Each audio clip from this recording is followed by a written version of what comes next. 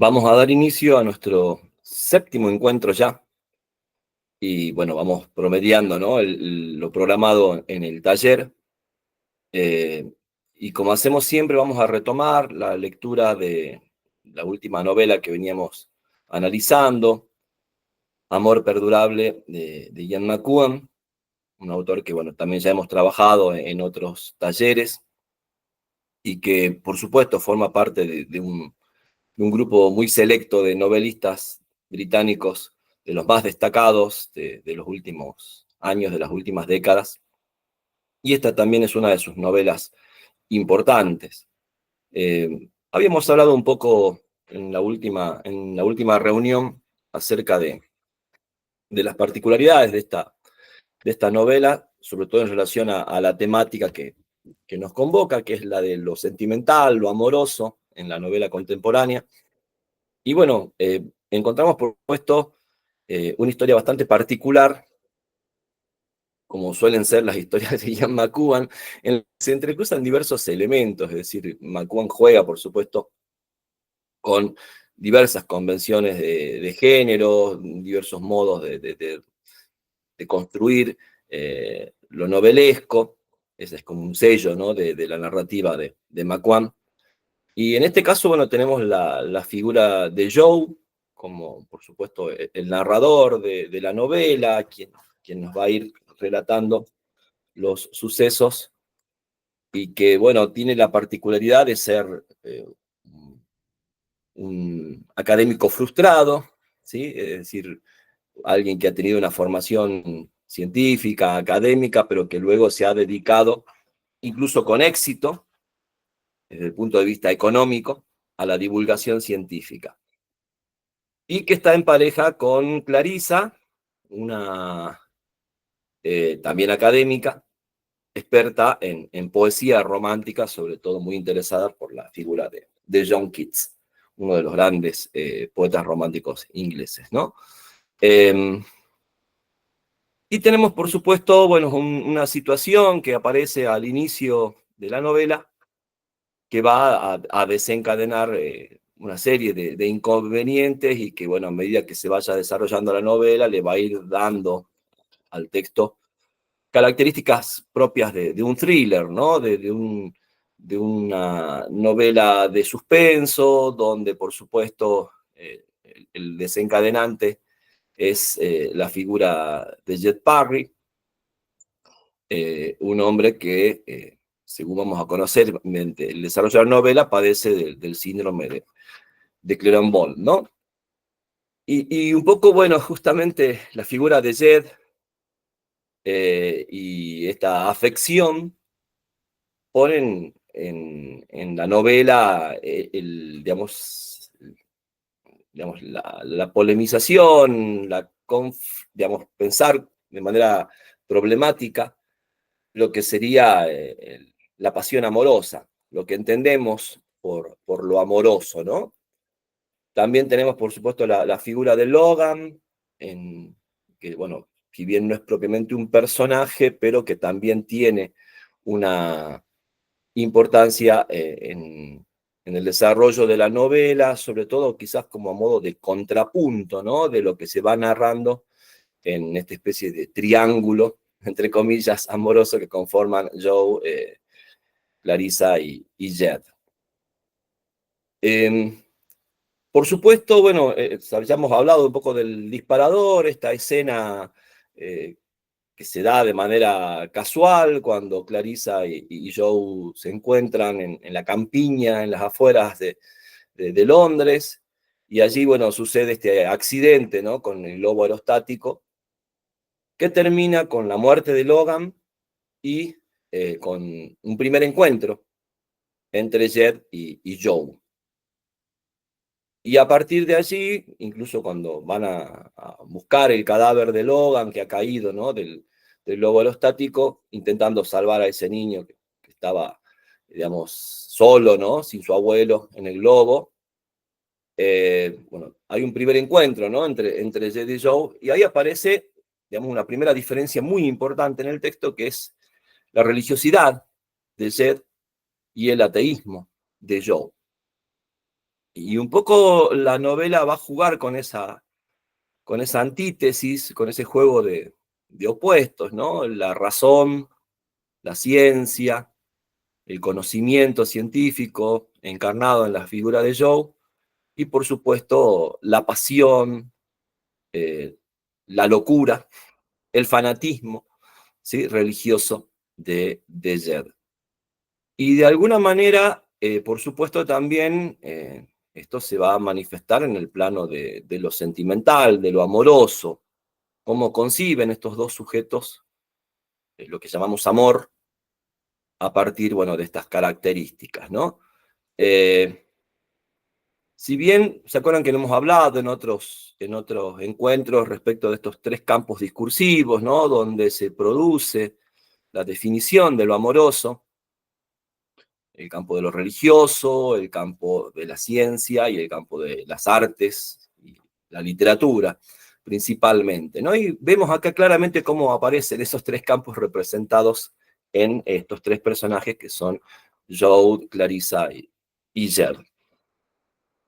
También creo que es interesante el hecho de que, bueno, la obsesión de Jed y el acoso de Jed hacia Joe, bueno, se ve en términos homoeróticos, porque eso también le da como una complejidad al texto respecto de las evaluaciones de Joe, ¿no? Joe que todo el tiempo, bueno, hace gala de su racionalismo, de su intento de explicar la naturaleza humana, explicar la naturaleza del amor, primero con cierta curiosidad que va dándole como cierto, no sé, como tolerancia, ¿no? Al acoso de Jed, y que luego, por supuesto, a medida que el acoso de Jed se intensifica, bueno, un poco la racionalidad, ¿no? de Joe va cediendo y aparece también el componente emocional más irracional, ¿no?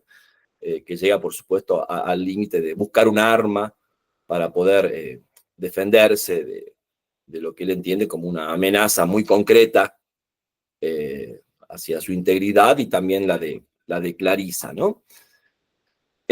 Hay cuestiones muy interesantes respecto del discurso amoroso en esta novela, porque por un lado, bueno, pensemos en el personaje de Clarissa, que es el que menor desarrollo tiene, siempre la vemos a través de los ojos de Jed, perdón, de Joe. Habíamos hablado justamente en el último encuentro, ¿no? Bueno, una mujer joven, bella, que de algún modo también esto le genera cierta inseguridad al narrador, que en varias ocasiones habla, ¿no? De sentirse un hombre afortunado, de no poder creer que tiene una pareja como Clarissa.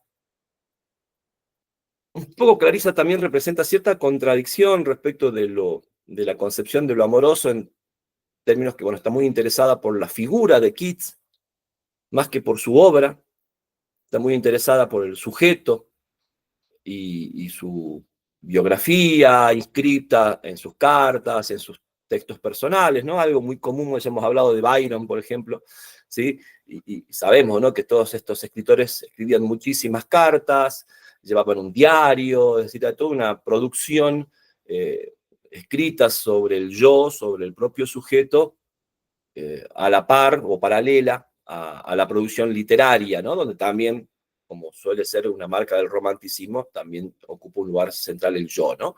Entonces acá hay algo muy interesante respecto de la figura de Clarissa y su interés por la figura del sujeto, John Keats, de los textos que hablan de él y de esa vida amorosa, tormentosa, ¿no? Como casi estereotípicamente se daba en el plano de los escritores románticos, ¿no? Esos amores pasionales y tormentosos que de alguna forma se textualizaban en cartas, diarios y textos personales, ¿no? Un poco me parece a mí, pero por supuesto tiene que ver con la visión que tiene Joe sobre Clarissa, ¿sí? Este interés medio que la invalida para poder hacer un propio análisis de la situación que vive. No sé si me entienden lo que quiero decir. Es decir, un poco esta especie de mentalidad romántica o de interés romántico, interés por el yo, o interés por el otro sujeto y su vida amorosa, casi de manera paradójica, le quita a ojos de Joe, insisto, herramientas para poder analizar la situación en la que atraviesa la pareja luego, bueno, del incidente con el que se abre la novela. Aunque después, por supuesto, también vamos a ver que hacia el final, cuando comienza la crisis en la pareja, bueno, Joe da cuenta de los análisis, ¿no? De cómo va analizando la situación y las decisiones que toma Clarissa respecto de la pareja. Pero bueno, cobran mayor relevancia, creo yo, la novela, la figura de Joe y su intento de explicación a través, por supuesto, de la biología, de, no sé, cuestiones ligadas a teorías neodarwinianas, un poco para tratar de explicar la conducta humana, para explicar, ¿no? Bueno, por qué los seres humanos nos enamoramos, por qué, digamos, de algún modo actuamos como actuamos en relación a eso que llamamos amor.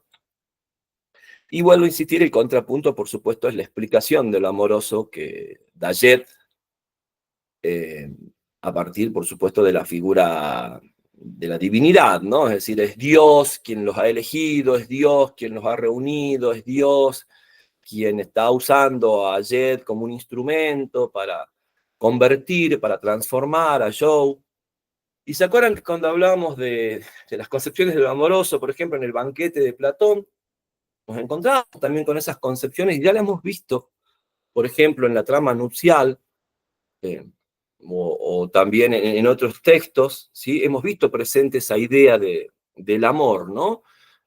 Insisto que tiene como modelo el relato del amor de la divinidad por el hombre. Entonces, esta idea de la conversión, de la redención o la salvación, y también, por supuesto, de un amor que está destinado, predestinado por la divinidad, nos remite constantemente al discurso religioso, ¿no? Y acá, bueno, aparece con mucha claridad esa, esa referencia, ¿no? Un poco de dónde proviene justamente ese tipo de concepciones de lo amoroso, ¿no? Es como una traspolación, se traslada el discurso sobre la relación amorosa entre la divinidad y su criatura, y se la lleva, bueno, al plano humano y de las relaciones de pareja. Por supuesto, también sabemos que muchas veces en nombre del amor de Dios, ¿sí? Se han cometido atrocidades en lo largo de la historia, digamos, esa concepción del amoroso justifica muchas veces, ¿sí? Atrocidades, la destrucción del otro, la anulación del otro, eh, en, en aras o en miras, ¿no? De cumplir con un mandato divino. Y de alguna manera eso se va también presentando en la novela, ¿no? Cuando, bueno, un poco Jed intenta presionar, ya usando la violencia, amedrentando, amenazando a Joe para que, bueno, acceda, ¿sí? al plan divino de unirse a Jed. En ese sentido, tienen una gran importancia en la novela las cartas que recibe Joe de Jed. De hecho, la novela se cierra con una carta de Jed, y que de alguna manera da un poco el tono de lo que significa la, la concepción de lo amoroso que tiene Jed. Eh, Esto también, a modo de análisis, lo podríamos extrapolar cuando pensamos, ¿no es cierto?, en ciertos, hoy hablamos de toxicidad o de obsesiones, que derivan, por ejemplo, en cuestiones terribles como el femicidio, ¿sí? Donde muchas mujeres son víctimas de sus exparejas o de sus parejas, las cuestiones ligadas a los celos, todo eso de alguna manera se puede entender o explicar a partir de este tipo de concepciones de lo amoroso que tienen, insisto, su nacimiento, su raíz en una especie de reformulación de este discurso sobre la relación entre Dios y sus criaturas. Y por supuesto, Joe, como no puede de otra manera, trata también de explicar la conducta de Jed en términos científicos y aparece este síndrome, que es el síndrome de Cleveland-Ball. Es muy interesante el juego, que a mí me encanta McCuan cómo juega con los lectores. Porque, por supuesto, bueno, el descubrimiento, ¿no?, de que hay un síndrome que explica por qué Jed actúa como actúa, qué significa, cuáles serían los posibles orígenes, cuáles son las manifestaciones, ¿no es cierto?, de ese síndrome. Pero la explicación no lo libera digamos, de la experiencia, ¿no?, de estar a merced de ese loco, entre comillas, de ese loco enamorado, ¿no? Pensemos también, por supuesto, el síndrome de Cleveland-Ball sería el nombre científico de una locura de amor de las que hay, como vemos en muchas novelas que venimos leyendo, para todos los gustos, ¿no? Es decir, la idea de asociar, ¿no?, amor y locura, pensemos en esta frase hecha, ¿no?, de estar loco de amor, o que alguien nos vuelve locos, entendiendo, por supuesto, que el amor no hace buenas migas con la razón, pero insisto, tiene que ver con una tradición en nuestra cultura, que nos lleva, por supuesto, a la antigüedad, ¿no? A la figura de Cupido, a las venganzas de los dioses, usando el amor como herramienta, ¿no? Y enloqueciendo a hombres o mujeres eh, para ser, bueno, como juguetes de los dioses. Y acá un poco aparece nuevamente esta cuestión, creo yo, ¿no?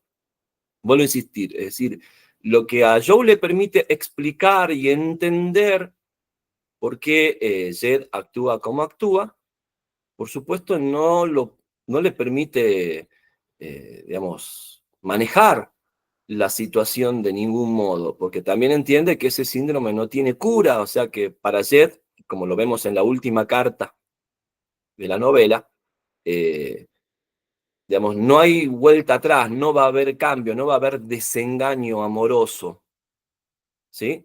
Por supuesto, también pensemos, esto es muy importante en la novela, la noción de verdad que manejan precisamente ambos campos discursivos, ¿no?, el científico y la religión. Digamos, por supuesto, en la ciencia, como la entendemos en las últimas décadas, sobre todo, la verdad siempre es algo transitorio, es algo que tiene que ver con convenciones, que tiene que ver con, por supuesto, acuerdos de las comunidades científicas, que por supuesto puede ser revisado, reformulado, ¿no? En ese sentido, la ciencia debe evitar el dogmatismo que es propio precisamente del campo religioso, ¿sí? En cambio, por supuesto, una verdad revelada por la divinidad, una verdad es incuestionable y sobre todo es inmodificable, ¿o no? Entonces también esto es interesante porque si lo trasladamos al plano amoroso, obviamente, la única manera de que el amor perdure, de que el amor no tenga fin, es que obedezca más bien a este tipo de concepciones sobre lo amoroso, ¿sí? Es decir, concepciones que se asientan en ese discurso religioso, ¿no? Donde, por supuesto, todo tipo de inconveniente va a ser solamente una prueba, pero que, bueno, el destino inmodificable es que esa pareja esté de un modo u otro eh, atada, unida, con un vínculo indisoluble. Entonces, bueno, acá aparece incluso casi un componente, bueno, de terror, ¿no? Cuando Joe se pone a analizar, ¿no? Ayer decir, bueno, este hombre me va a amar toda la vida.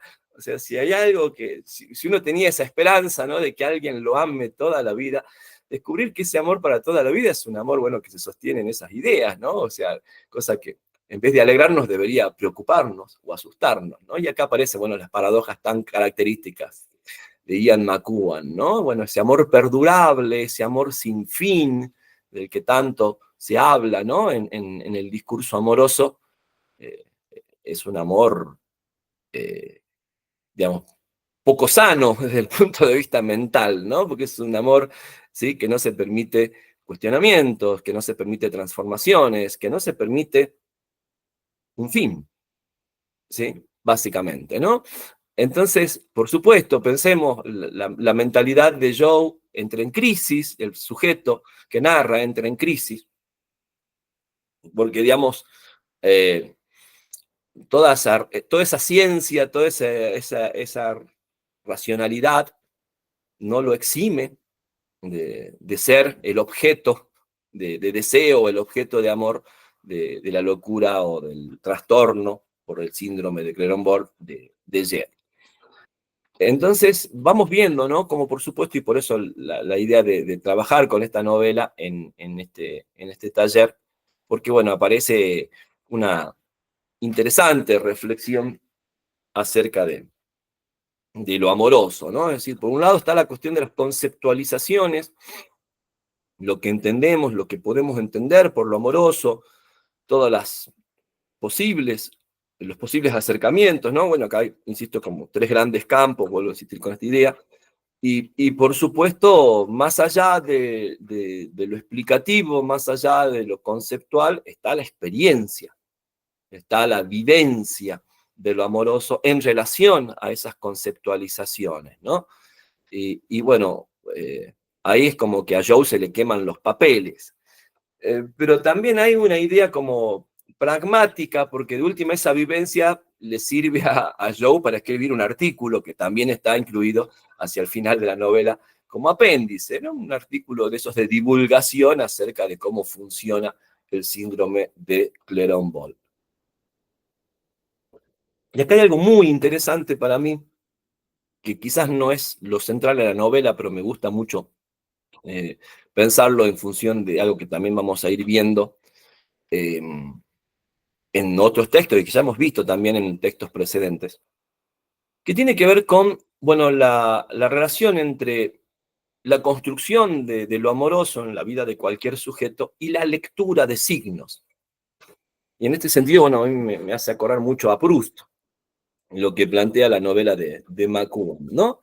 Es decir, en la relación amorosa, el enamorado, de alguna manera, es una especie de lector, alguien que tiene que interpretar signos del sujeto al que ama, signos que tienen que ver con la posibilidad, ¿no?, de correspondencia o no, ¿sí?, de acceso, de proximidad. Y esos signos, bueno, son ambiguos siempre, ¿no? El enamorado siempre tiene inquietud o dudas o miedos, producto de saber si está haciendo la lectura adecuada o no de los signos de su amada o su amado. ¿Bien? Es decir, digamos, pensemos, ¿no? Todos los signos de lo amoroso respecto, por ejemplo, de la vestimenta, de las formas de hablar, de la gestualidad, de los hábitos, todos como elementos, ¿no?, que permiten comunicar nuestra disponibilidad amorosa, por así decirlo, ¿no? Es decir, ¿estamos o no disponibles para ser el amado o la amada, ¿sí?, de nuestro enamorado o enamorada, ¿no? Y acá, bueno, aparece algo maravilloso, ¿no? El modo en que lee alguien que tiene el síndrome de Cleron-Ball. Primero, por supuesto, esa especie de obsesión por el detalle, de capacidad de observar lo que a veces ni el propio sujeto amado, en este caso Joe, puede ver, porque es propio de su vida cotidiana, ¿no? Sus hábitos, su forma de vestir, su forma de hablar, lo que hace, a dónde va, cómo camina, una serie de pequeños gestos, y por supuesto la interpretación que hace de esos gestos, que hace de esos signos, Jed.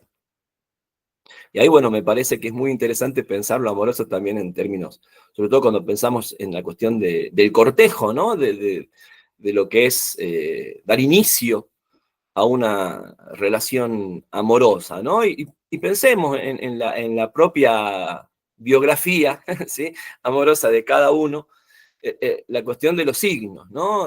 Insisto, la vestimenta, los gestos, bueno, las miradas, no sé, qué sé yo, la posición del cuerpo, el perfume, y pequeños hábitos o costumbres, ¿no?, que se van adecuando al, a la posibilidad de que se desarrolle una historia amorosa. Y en el lugar del enamorado o la enamorada, esa incertidumbre, esa inquietud, ¿no? De si estaré o no interpretando bien los signos de la persona en la que estoy interesado amorosamente, sentimentalmente, ¿no? Por supuesto, también esto es muy importante y tiene que ver, pensemos, por ejemplo, con la cuestión del acoso, ¿sí? Del acoso sexual, del acoso que Jed ejerce sobre Joe. Muchas veces en esta idea, ¿no? de predestinación, en esta idea que se sostiene, en estas concepciones religiosas, la lectura es unívoca, ¿sí? Es decir, no hay duda de que eso, esa vestimenta, ese perfume, esa conducta, ese gesto, es un sí. Es permitir que el otro se acerque. Bien, lo pensemos, insisto, en términos de acoso, ¿no? Y algo, bueno, lamentablemente muy generalizado en términos de acoso masculino sobre las mujeres. ¿Sí? El cómo está vestida una mujer, el cómo habla una mujer, habilita determinadas conductas de los varones. Son leídas como un indubitable sí. Bien, entonces acá aparece esa cuestión, ¿no? Que me parece muy interesante cómo la desarrolla McEwan, y bueno, la plantea en términos homoeróticos, por supuesto, pero a la vez nos podía servir, ¿no? Como para pensar esta relación, digamos, de los signos de lo amoroso, de los signos que dan cuenta ante el enamorado o la enamorada de que el otro sujeto está disponible, está interesado, digamos, está abierto a la posible relación. Y lo mismo pasa, si ustedes se ponen a pensar, en la propia relación ya constituida, es decir, la relación entre Clarissa y Joe. Y bueno, un poco la dificultad que tenemos, la falta de hábito, o cómo vamos perdiendo el hábito de leer esos signos cuando ya la pareja está constituida. ¿Se entiende? Es decir, como que en el proceso de cortejo, que sería el de Jed a Joe, por supuesto, en términos de acoso, en términos de una especie de conducta totalmente inapropiada, ¿no? De avance, bueno, por este síndrome. Pero también pensemos insisto, como esta diferencia, ¿no? Entre el amoroso, o lo amoroso entendido en términos de cortejo, en términos de construcción de una relación, y luego lo amoroso en términos de una pareja ya constituida. La dificultad que tienen los amantes, ¿sí? O las parejas, esposos, o cualquier tipo de emparejamiento amoroso, sentimental, de sostener ese hábito de lectura. Básicamente, por supuesto, a partir de la costumbre, de la rutina, ¿no? Que provoca la convivencia. Bueno, esto es una cosa muy, muy común y casi estereotípica, ¿no? De la novela sentimental.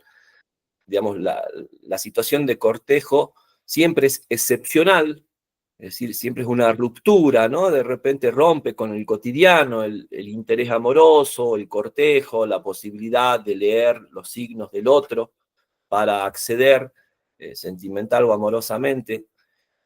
Y luego, por supuesto, cuando la pareja se constituye, hay un hábito, hay una rutina. Y como que se va perdiendo, ¿no? La capacidad de lectura del otro. Y acá aparece también una cosa muy importante, me parece. Como verán, para mí la novela de McEwan es muy compleja para pensar lo amoroso. Porque por supuesto también esa rutina o ese hábito lo que va haciendo es replegando a los amantes, a la pareja, cada uno en su propio yo. Y por supuesto es algo que está muy presente en el romanticismo.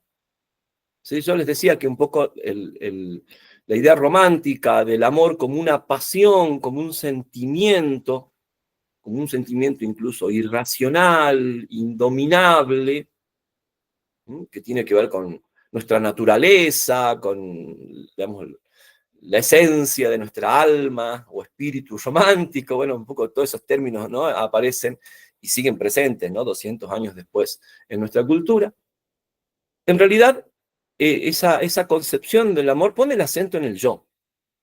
O sea, es una concepción amorosa absolutamente egocéntrica, donde, por supuesto, el otro, quien amo, quien me interesa sentimentalmente, pasa a un segundo plano. Bien, entonces, muchas veces, por supuesto, vamos viendo, ¿no? Cómo en el caso de Joe y de Clarissa, se va dando como una inversión, porque curiosamente Joe se va como romantizando y Clarissa desromantizando, ¿no? Porque Clarissa le va a reclamar a Joe que él está todo el tiempo pensando en él, ¿sí? Es decir, que en ese sentido, bueno, ha hecho ese proceso, ¿no? Y bueno, Clarissa sabe leer eso porque ha estudiado a Keats, ¿sí? Es decir, el enamorado romántico todo el tiempo está pensando en su amor, ¿sí? En el amor que siente su yo, ¿bien? Y esto está claramente presentado en Byron, ¿no? En la novela que leímos sobre la figura de Byron. Y por supuesto, se va alejando a medida que profundiza esa idea de pasión romántica, se va alejando del otro. Bien, y por supuesto, bueno, insisto acá como hay como una cosa contradictoria, porque es Clarissa la que discute, ¿no es cierto?, con esa forma de manejarse de Joe, el racional Joe, el antirromántico Joe, ¿sí? Y por supuesto es la que va a tener que ponerle fin a la relación con Joe, precisamente Clarissa, ¿no? Eh, Básicamente porque lo que no hay ya en esa relación es lectura de los signos del otro, interés por ese otro, comunicación con ese otro.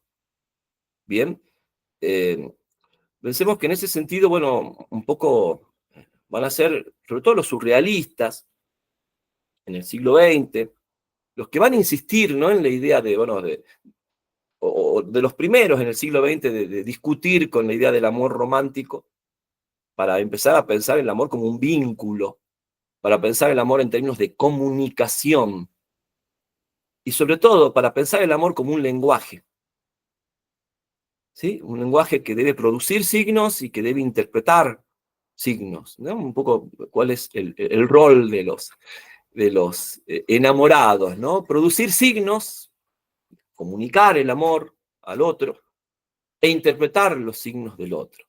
Entonces, por supuesto, es un amor que se descentra, digamos, una idea de amor que se sostiene o que se fundamenta no en el yo, sino en el otro. ¿Bien?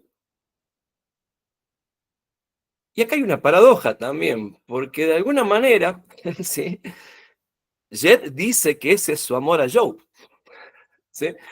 ¿Qué quiere hacer Jed todo el tiempo? Comunicarse con Joe, ¿o no? ¿Sí? ¿Qué quiere? Que Joe se comunique con él, pero ya de manera explícita, no a través de esa manera críptica, de esos signos que interpreta Jed, son la correspondencia del amor de Joe. ¿Bien? Entonces, bueno, para mí es muy interesante la novela de McEwan porque aparece esa cuestión, ¿no? De la comunicación, de la falta de comunicación que va desgastando la relación entre Clarissa y Joe, y por supuesto la idea obsesiva de, de Jed, de que haya una comunicación entre Joe y Jed.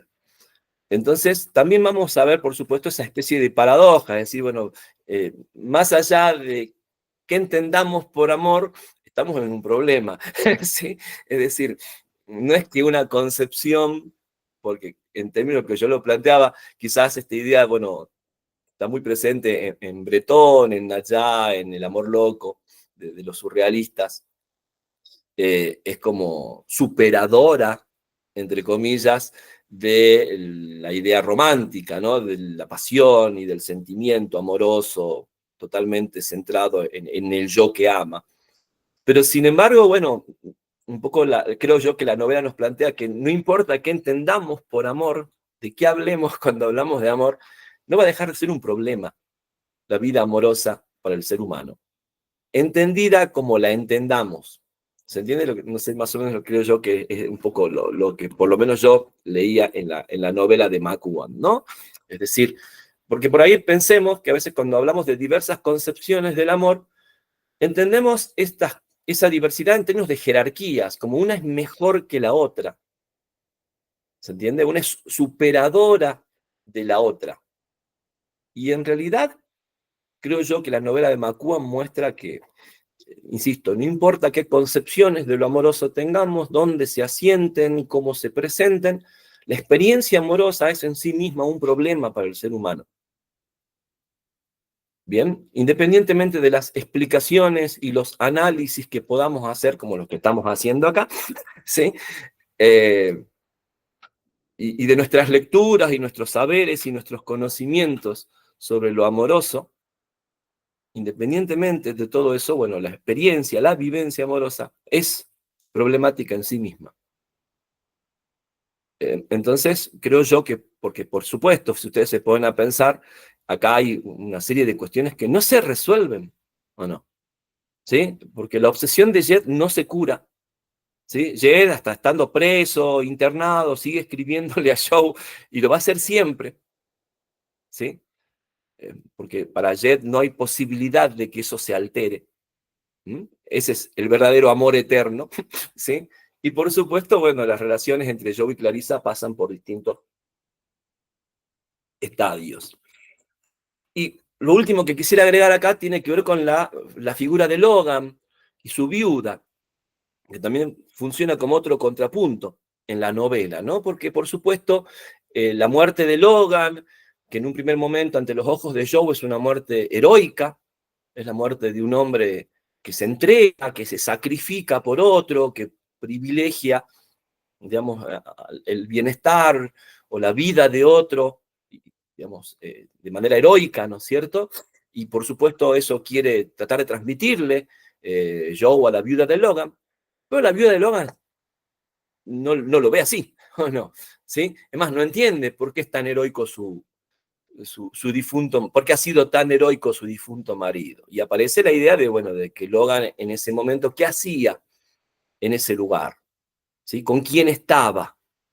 Y aparecen, por supuesto, ese pañuelo, ¿no? En el auto de Logan, la hipótesis de la viuda de Logan, de que Logan en realidad actuó heroicamente solamente para seducir a una mujer, para mostrarse de ese modo ante una mujer, ante una amante.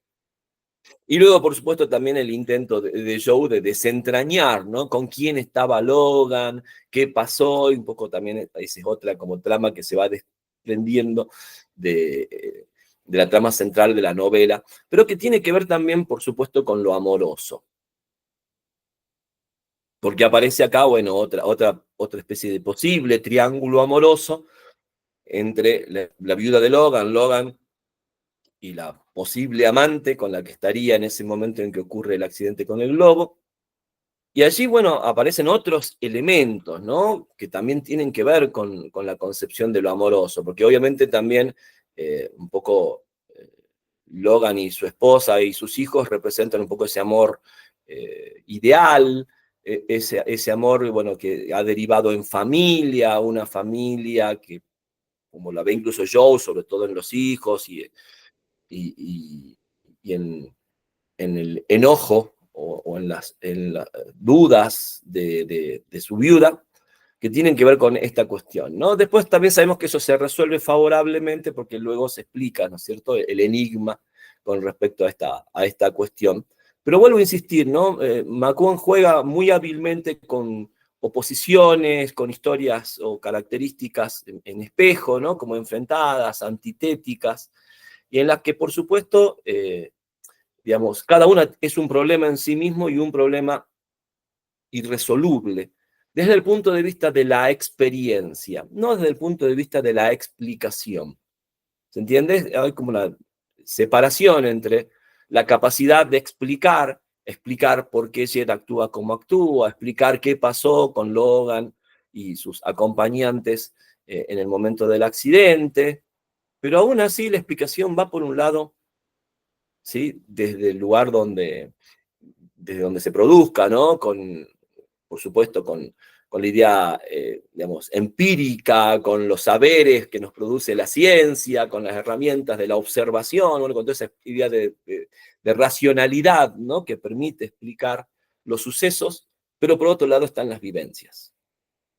Por otro lado está lo que el sujeto vivencia y que, bueno, insisto, pareciera que por más explicación que encontremos o tengamos o busquemos,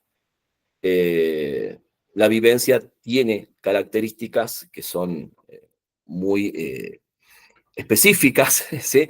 Y que no se reducen de ningún modo a lo que podamos decir acerca de ellas explicándolas.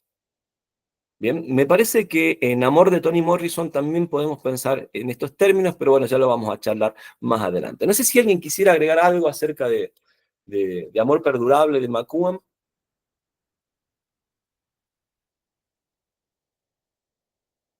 Sí, Alicia, estás con el micrófono. A ver, ahí vamos viendo. Ahora Ok. sí. Quiero compartir con ustedes dos o tres cositas que transcribí, porque entre las tantas cosas que me llamaron la atención. Dice, quizás sea esa la esencia de una carta de amor, la celebración de lo único. Y me hizo acordar a La Única Historia, porque Paul pensaba que su relación con Susana es diferente a la de los demás. Esa fue mi relación cuando leí ese fragmento. Y después, sí, esto de que él también está muy ligado a lo científico, la época de la puesta en marcha de Hubble, dice, la gente no valora el trabajo científico con fines filosóficos, solo militar o económico. En lo que estoy de acuerdo. Y después, en un momento dado, dice, era como si un ejército de Balzac con bata blanca hubieran invadido los departamentos y laboratorios universitarios. Bueno, de todo lo que eso lo transcribí para compartir. Ahorita no. Muy bien. Muy bien, Alicia, muchas gracias. Bueno, las citas que vos has ido señalando tienen que ver un poco con estas cuestiones que venimos hablando, ¿no? Eh, Esta idea de la unicidad, de la experiencia excepcional, que tiene que ver con una concepción romántica, que vuelvo a insistir, está absolutamente vigente 200 años después de que estén todos muertos los grandes románticos ingleses, ¿no? Esa forma de pensar excepcionalmente el proceso, sobre todo de cortejo, es muy importante, ¿no? Y bueno, antes era la carta de amor, ahora hay otras prácticas, ¿no? El chat, ¿sí? Por ejemplo, ¿no? Bueno, la conversación, por supuesto, porque hemos ido perdiendo ese hábito de la carta. Y fíjense que también es interesante la cuestión de pensar la carta como gran, digamos, eh, tipo textual, el gran tipo textual del romanticismo, porque la carta permite, la carta íntima, la carta personal, en un adentramiento del yo. El chat ya necesariamente es interacción, ¿sí? O la conversación amorosa es necesariamente interacción, o sea, no, me puedo llegar a explayar, si se quiere, ¿sí? En lo que comunico, pero la carta es para que el yo, ¿sí? Se adentre en sí mismo y donde se ha perdido un poco esa práctica, por supuesto, no sé si alguien mandará emails amorosos, ¿sí? Pero bueno, ya nadie escribe cartas a mano ni va al correo a dejar un sobre, creo yo. Pero bueno, un poco pensemos también estas prácticas, ¿no? De la conversación y del chat. Bueno, ahí sí o sí no puede no darse la interacción. El otro habla, el otro participa, el otro dice, asiente o interpela o niega o se opone, ¿sí? O sea, o cede, digamos, y ya es distinta la cuestión, ¿no? Para pensar lo amoroso en términos de comunicación, precisamente, y de prácticas que están vigentes en nuestra cultura. Me parece que quizás a veces lo que podría reemplazar a la carta amorosa son determinados por supuesto con la brevedad que caracteriza nuestro tiempo, los posteos que a veces algunas personas comparten, digamos, en sus redes sociales, por ejemplo, ¿no? Es decir, ese meme a veces, o algún tipo de breve reflexión que gira alrededor del yo, donde el yo quiere mostrar su estado de ánimo, quiere comunicar lo que siente, ¿sí? Pero también pensemos que de algún modo la red social también está pensada como interacción, aunque muchas veces no se cuaje esa interacción propiamente, ¿no? Pero la idea de Facebook, de Instagram, con la idea de los comentarios, también estaba pensada, ¿no? En relación a la interacción. Bueno, eso por un lado. Después lo que vos decías respecto de la ciencia, es fundamental esta cuestión bueno, de pensar el conocimiento en términos filosóficos, en términos, bueno, de qué conocemos los seres humanos, qué podemos conocer, eh, qué ganamos al conocer, por qué interesarnos por conocer. Y ahí, por supuesto, tiene un lugar la literatura. ¿Sí? La literatura como una práctica que también permite el acceso al conocimiento. Obviamente una práctica que se diferencia de la práctica de la lectura de textos científicos, así sean de ciencias sociales o del campo de las humanidades, ¿no? Es decir, ¿qué tiene característico de propio, ¿no? La lectura del texto literario. Y muchos de nosotros, todos nosotros acá estamos leyendo estas cosas porque queremos conocer. Y no solo conocer qué cuenta tal novela o qué escribió tal autor, que ganó un premio, que es reconocido, que tiene determinado, no sé, representación social. Queremos conocer acerca, por ejemplo, de lo amoroso en este caso. ¿Sí? ¿Qué me puede hacer pensar sobre la cuestión amorosa o sentimental una novela que hable de eso? Bien, entonces ahí tenemos también ese tipo de cuestiones. Teresa, habías levantado la mano. Ahí está. No, bueno, me parece que esta novela, es la idea, la sensación que me da a mí, es una gran ironía del principio al fin sobre el amor perdurable. Empezando por, primero, el elemento determinista, ¿no es cierto? Porque esta pareja, él muy racional, ella con todas sus características románticas, pero tenían un amor estable. Y como un hecho fortuito, ¿no? Como es esta cuestión del globo y el accidente, los descalabra absolutamente. O sea, como que ahí nos está demostrando que el amor, por más estable que sea, una pequeña cosa puede desintegrarlo de un momento al otro. Y después esta cosa tan terrible del amor perdurable, que uno, en realidad uno dice, bueno, wow, qué bárbaro, amor para toda la vida, desde una idea romántica. Y en el caso de Joe, tiene este enamorado terrible que no se lo puede sacar de encima y que más bien le genera angustia y desesperación.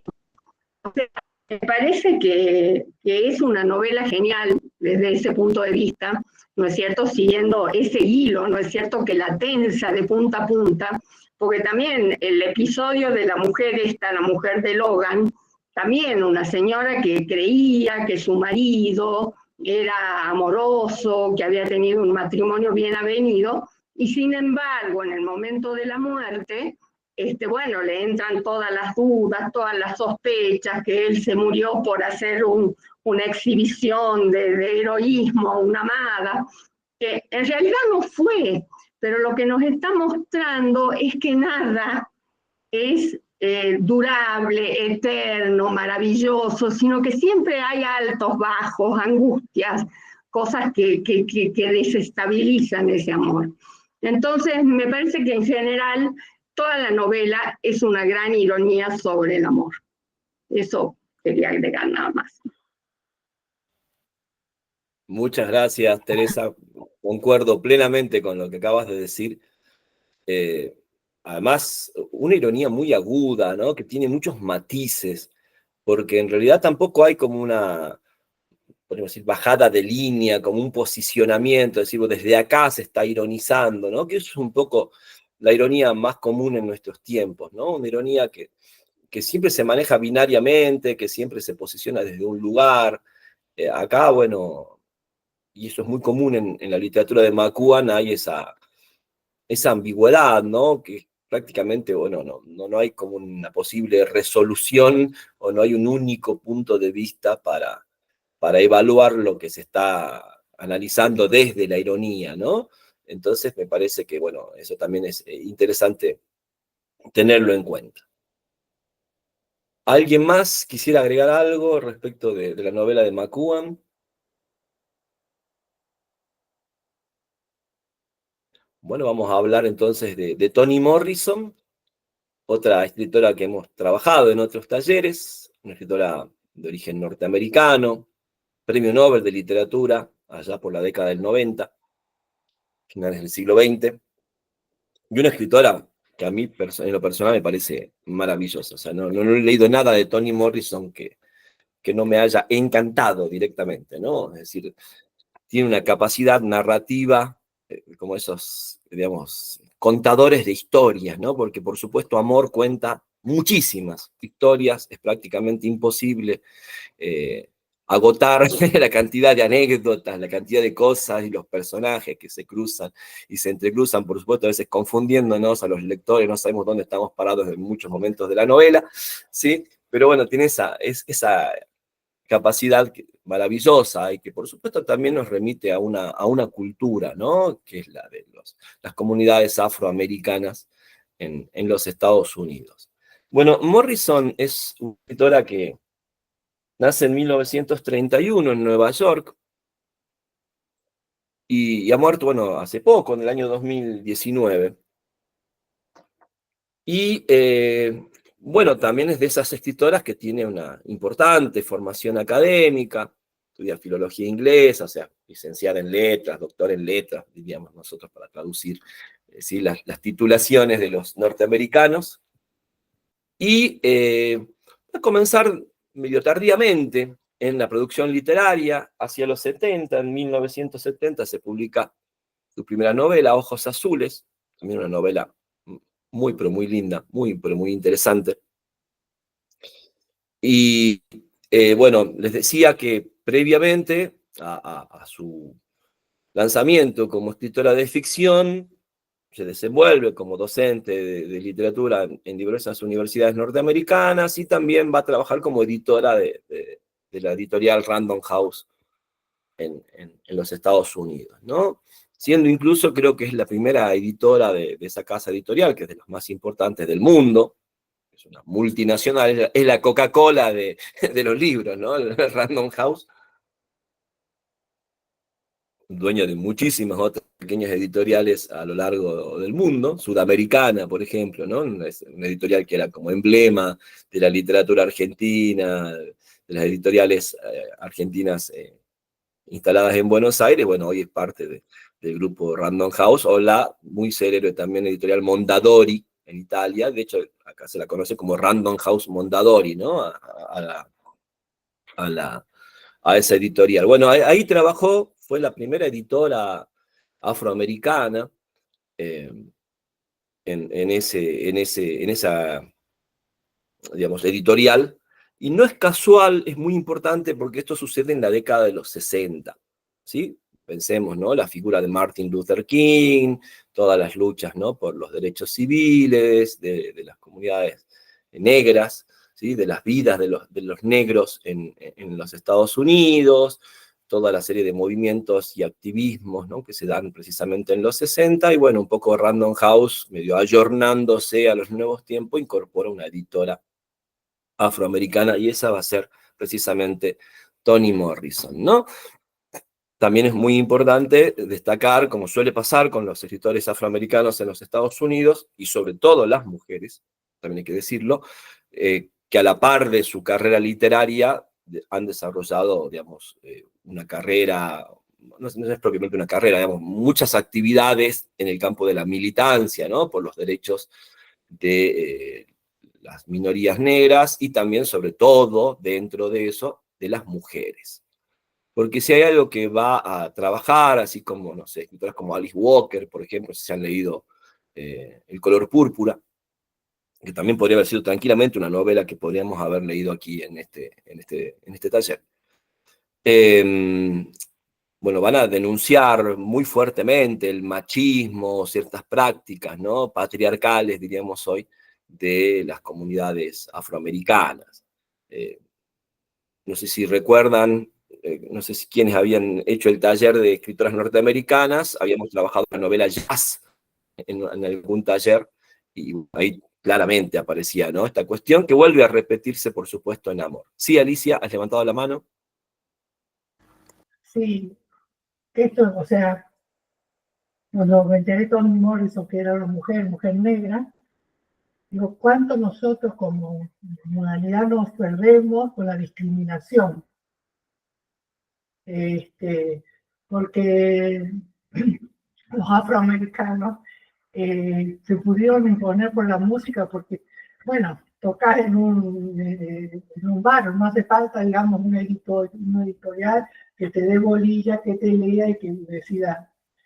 Y de hecho toda la música norteamericana, parte de toda la música del siglo XX, se la debemos a los afroamericanos. O sea, eso como reflexión. Tenía otra, pero ya me... Ah, sí.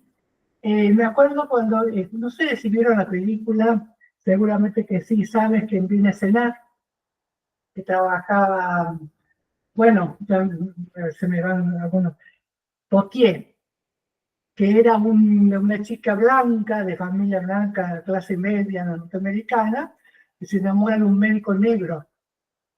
Y entonces va a cenar el médico y los padres quedan asombrados. Pero lo interesante es que la cocinera es negra. Cuando un momento puede hablar con él, ella negra le reprocha a él que por qué se atreve a salir con la niña de la casa. O sea, esa autodiscriminación que también hay que trabajar. Inclusive nosotros acá en América, sobre todo en América Latina, que tantas veces uno se autodiscrimina, como argentino se autodiscrimina, cómo trabajar para superar eso que impone, digamos, los grandes centros de poder. Eso. Digamos, su libro también enseña, aparte de lo literario, nos enseña eso. Sí, totalmente de acuerdo. Bueno, acá vuelve a aparecer una cocinera, ¿no? En un lugar central de la novela de Morrison, un poco en referencia a lo que estás contando de esa película, y también, por supuesto, aparece la conflictividad, digamos, de las tensiones raciales, étnicas, pero al interior de la comunidad negra, ¿no? Piensen que la novela se abre incluso con la cocinera quejándose de Martin Luther King. Es decir, una cosa era la vida de los negros cuando los negros andaban separados y vivían solamente entre ellos, otra cosa, se complicó el mundo cuando empezaron a integrarse con los blancos, ¿no?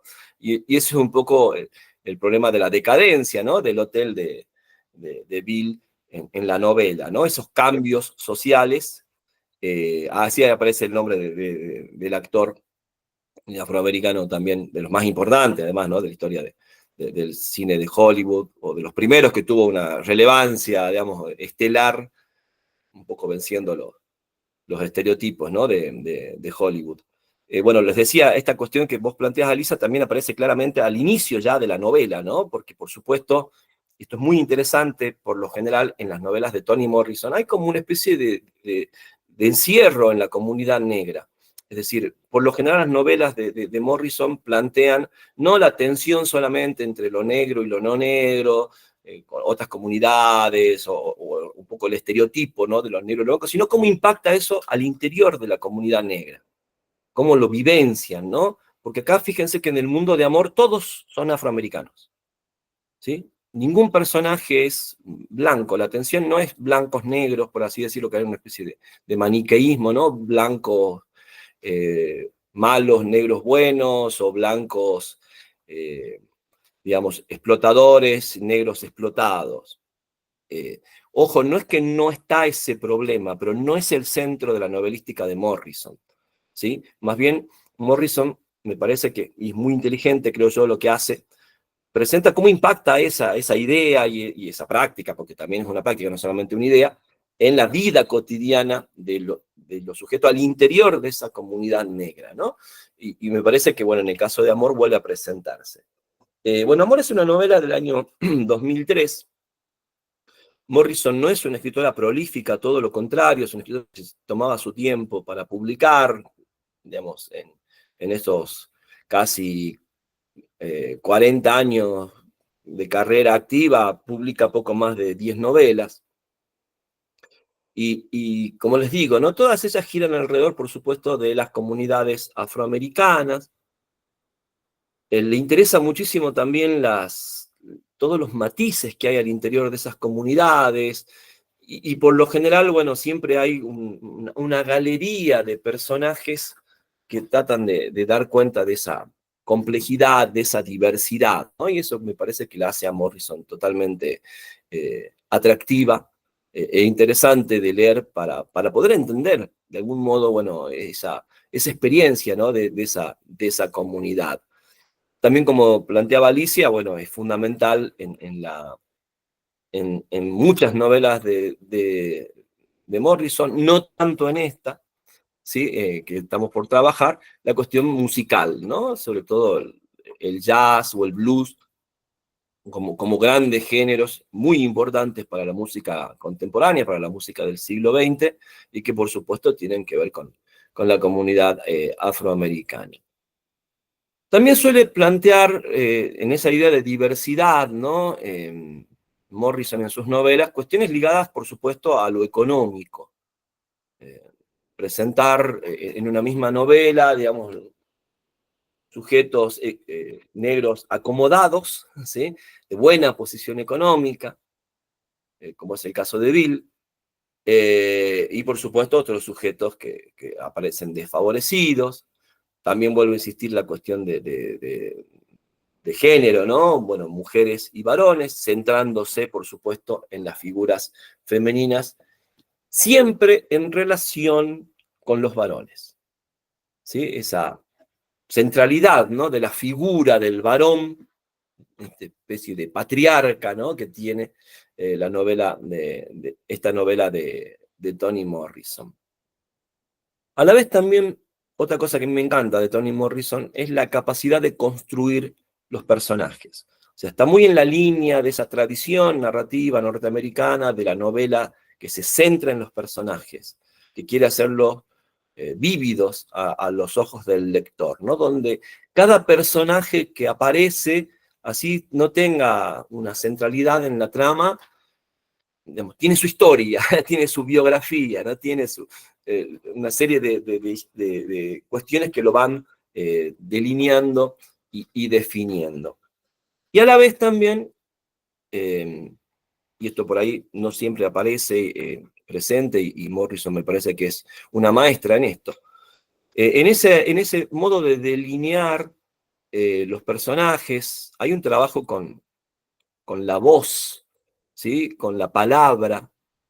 Y digo la voz porque hay como ese efecto de oralidad, no sé si sobre todo en los momentos en que narra la cocinera, L, vamos escuchándola, ¿no? Hay una cadencia. Por supuesto, también estamos pensando en términos de traducciones, de cómo intenta aproximarse el traductor a eso que sucede en el texto, ¿no? Siempre se ha hablado, en el caso de la crítica anglosajona, esa especie de cadencia jazzística de la prosa de Morrison, ¿no? Porque constantemente estos personajes, cuando se los presenta, cuando le sucede algo en un momento de la novela, inmediatamente el narrador se va como adentrando, ¿no? en la mente, en la subjetividad de ese personaje, y aparece, bueno, su modo de pensar, su modo de expresar ese pensamiento,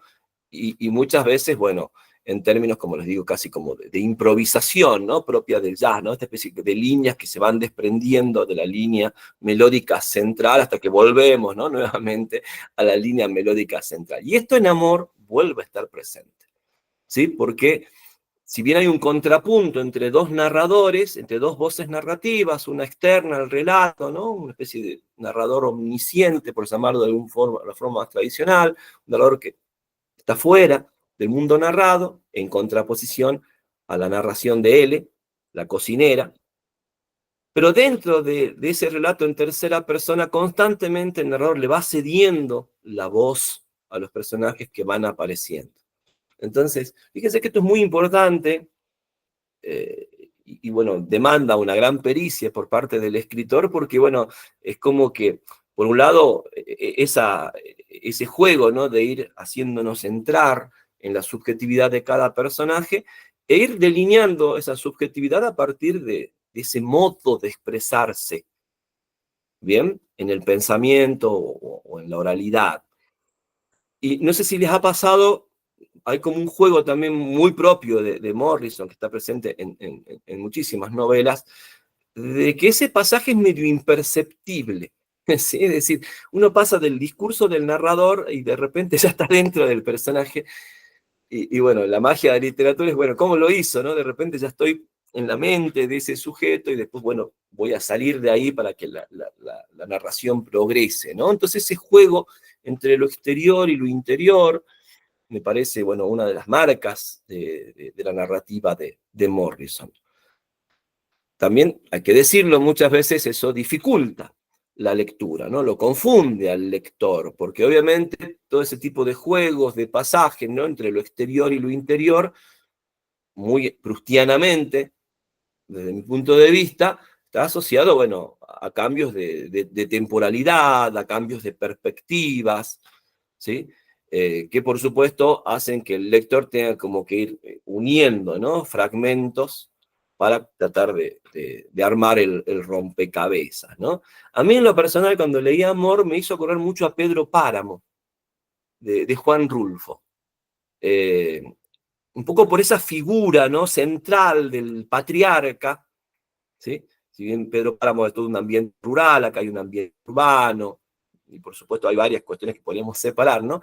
Pero esta cuestión de esa presencia fantasmal de Pedro Páramo, porque, digamos, el protagonista de esta novela, en realidad no es propiamente un personaje, ¿sí? Es más bien la referencia de todos los otros personajes que viven, ¿no es cierto?, en la casa de Bill Cosby.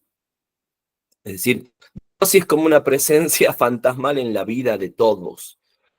Y se va construyendo como personaje a partir de lo que recuerdan o cuentan todos acerca de él. ¿Se entiende? Y un poco en la novela de Rulfo también pasaba algo similar. Digo esto porque también Morrison se ha muchas veces presentado como una lectora devota de los escritores latinoamericanos.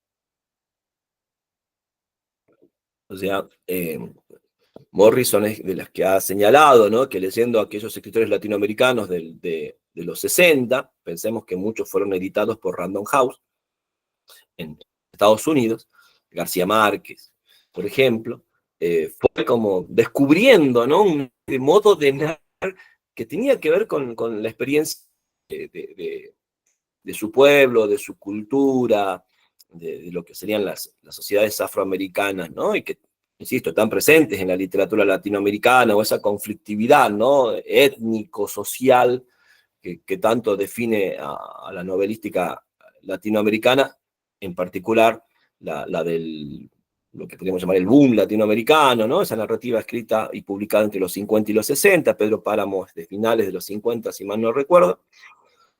Y acá aparece esta cuestión, ¿no? Y también, por supuesto, esa obsesión, esa omnipresencia del patriarca, casi en modo fantasmal, que acerca la novela a una novela de género fantástico, ¿sí? Cuando no, si les interesa o les gusta el término, que es un término discutible, de realismo mágico, ¿no? Es decir, acá hay toda una familia, una estirpe de mujeres conviviendo con un fantasma. Ese fantasma que está en el retrato, ¿no?, que está presente en el retrato. Y un poco la novela tiene que jugar para construir y entender cómo ha funcionado. A la vez, muy en la línea de esas grandes novelas latinoamericanas de mediados del siglo XX, esta idea de los secretos familiares. Secretos, por supuesto, que están ligados a un tabú, aquello que no se puede hablar claramente, aquello que no se puede decir, ¿sí?, con todas las letras, ¿no? Pensemos en 100 años de soledad, por ejemplo, la cuestión del incesto en la familia Buendía. Y acá, bueno, no quiero a veces spoilear, como decimos, adelantar demasiado, porque no sé en qué lugar de la novela andan, si han podido leerla completa o todavía queda ahí nomás, ¿sí? Pero acá también, por supuesto, aparece esta cuestión del tabú, ¿no? El incesto, la pederastia o la pedofilia, ¿sí? También presentes. Pero un tipo de pedofilia o de incesto que obviamente no aparece con claridad o con crudeza ante los ojos de quienes viven en ese universo.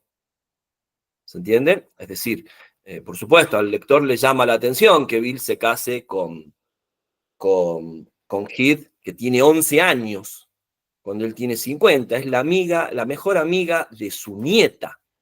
¿Sí? Es una cosa aberrante, sobre todo a los ojos de lo que de nosotros, ¿no? En el tiempo en el que estamos y con todas las cuestiones que planteamos al día de hoy, pero que en ese universo, salvo Christine, la nieta de Bill, no se ve con tanta, digamos, crudeza, ¿no? Como algo tan escandaloso. Y Christine incluso lo que le molesta es haber perdido una amiga. Y por supuesto la rivalidad entre Christine y Heath se va a acentuar a partir del famoso testamento de Bill, ¿no? Ahí también hay otro juego muy interesante. Bueno, es una novela, por supuesto, muy a la idea de un rompecabezas que el lector tiene que ir armando, donde aparecen muchas voces, la gran mayoría de ellas, si no todas ellas, femeninas, centradas en la figura de Bill. Es como casi no hay página donde no se vuelva a la figura de Bill. También, por supuesto, al mismo tiempo se va construyendo la vida de un sector social de la comunidad afroamericana.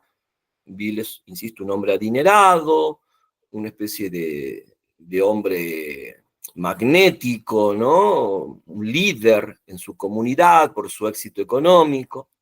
A la vez también se va construyendo un poco la historia de Bill. Pensemos en el padre de Bill, el oscuro, ¿sí? Cosi, que hizo su fortuna, digamos, siendo delator, ¿no? Para la policía de los blancos en la época más espantosa del segregacionismo, ¿sí? El padre de Bill pudo enriquecerse.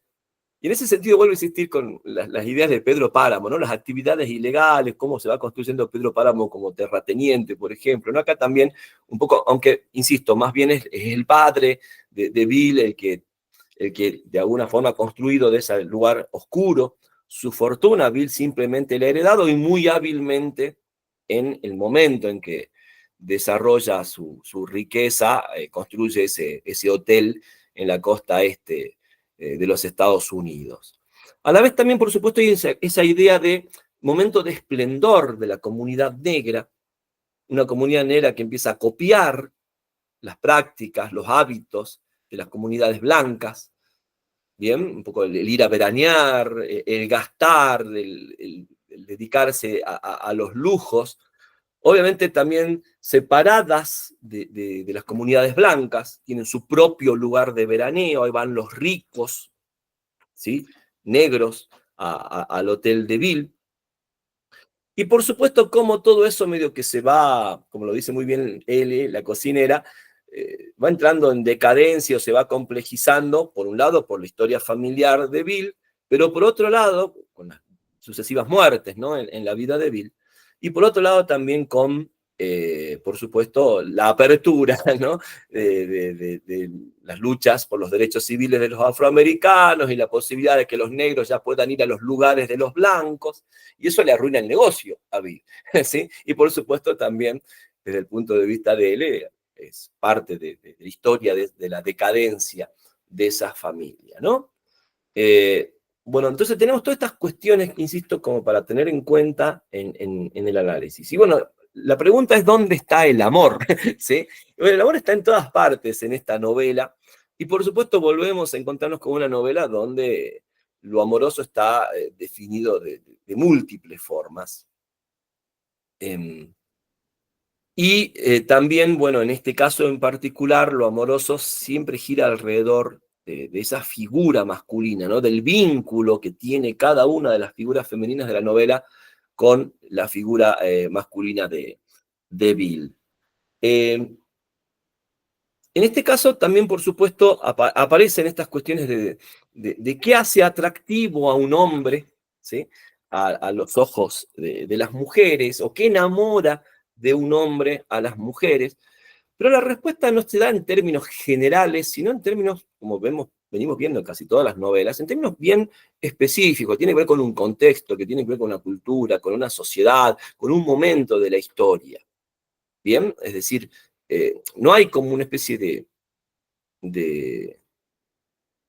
¿cómo les puedo decir? De esquema intangible, perenne, ¿no? De lo que atrae o no atrae de un hombre hacia una mujer, en este caso puntual, ¿no? Es decir, cómo estas cuestiones del gusto, del interés, de la atracción, que luego pueden derivar o no, por supuesto, en una relación amorosa, sentimental, está definida también por cuestiones que tienen que ver con la cultura, la sociedad y el momento histórico, ¿no? Lo vemos desde La única historia de Julian Barnes hasta, por supuesto, esta novela de Toni Morrison, y lo vamos a seguir viendo más adelante en las novelas que todavía nos queda, novelas y cuentos que todavía nos queda leer. Entonces encontramos esa cuestión, ¿no? ¿Qué pasa en esa comunidad afroamericana en ese momento, insisto, mediados del siglo XX, en el que de alguna manera Bill funciona como bisagra, ¿sí? Bill representa un poco ese último tipo de varón, ¿sí? Digamos, de esa forma de vida de la comunidad de negros acomodados en ese lugar. Y por supuesto, Bill es un personaje tremendamente ambiguo y que depende del modo en que lo van construyendo las distintas voces que hablan de él. Porque por un lado, por supuesto, aparece representado como un hombre magnánimo, generoso, bueno, mejor que su padre, el oscuro, por lo menos en ese tipo de cuestiones. Como un hombre sufrido, sobre todo un poco acuciado por las diversas muertes que ha tenido que enfrentar a lo largo de su vida, muertes de seres queridos, ¿no? Parejas, hijos. Pero bueno, también aparece ese costado complejo, que tiene que ver con el tabú, por su interés por las mujeres jóvenes, excesivamente jóvenes, niñas, ¿sí? Prácticamente niñas a los ojos, por supuesto, de nosotros, no tanto a los ojos del mundo en el que se mueve Bill, ¿sí? Pensemos que esta idea, ¿no? De la niñez, la adolescencia, son ideas que se definen culturalmente, históricamente, que hoy, por supuesto, criticaríamos y censuraríamos, ¿no? Una conducta de ese tipo sin dudarlo siquiera, pero que al momento de evaluar en el pasado no tenemos que perder de vista cómo funcionan las cuestiones en ese ámbito, en ese contexto. Eso, por supuesto, no quita que, y de hecho la novela lo hace, que no lo pongamos en entredicho, que no lo censuremos, que no lo critiquemos, digamos, sin dudarlo, ¿no? Pero acá lo interesante, vuelvo a insistir, tiene que ver cómo se daba dando, ¿no? Porque, por supuesto, tenemos la versión de Heath también respecto de Bill, ¿bien? Y tenemos la versión de Christine, y tenemos la versión de May, y tenemos la versión de la cocinera, ¿sí? Y tenemos la figura de Celestial, ¿sí? O Celestial en la novela, que también es fundamental, sobre todo para pensar esta especie de enigma que también presenta la figura de Bill. Algo que también es muy importante e interesante y que me parece que la novela de Morrison trabaja de manera muy importante, que tiene que ver con las rivalidades femeninas. Ese estereotipo, ¿no? De mujeres enfrentadas por un hombre.